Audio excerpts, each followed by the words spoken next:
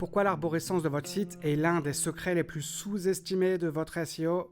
Salut, ça fait 15 ans que je fais du référencement et j'analyse les vidéos des réseaux pour vous dire si ça vaut le coup de le faire ou pas.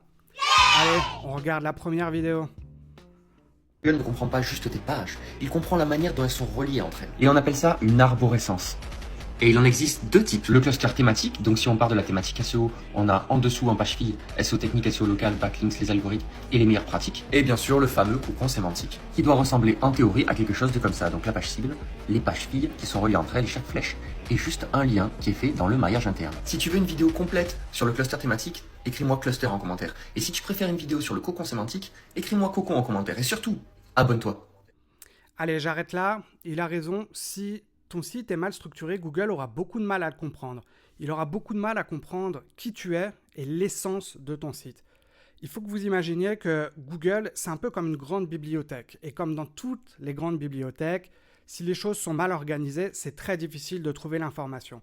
Vous devez rendre l'information facile à trouver pour Google. Google, il veut comprendre la relation qui existe entre les pages de votre même catégorie ou de votre thème, si vous voulez. Il veut ça pour pouvoir comprendre et analyser est-ce que vous êtes un expert dans cette thématique ou est-ce que vous n'êtes pas un expert.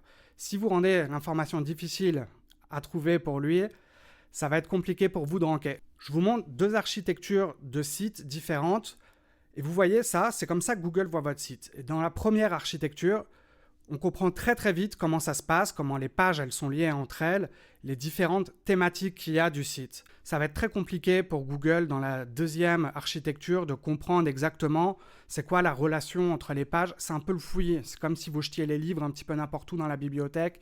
C'est très dur pour lui de savoir si vous êtes un expert ou pas. Allez, super intéressant, on se retrouve demain pour une nouvelle analyse de vidéo SEO. N'oubliez pas de vous abonner, je vous donne des astuces tous les jours. Allez, à plus!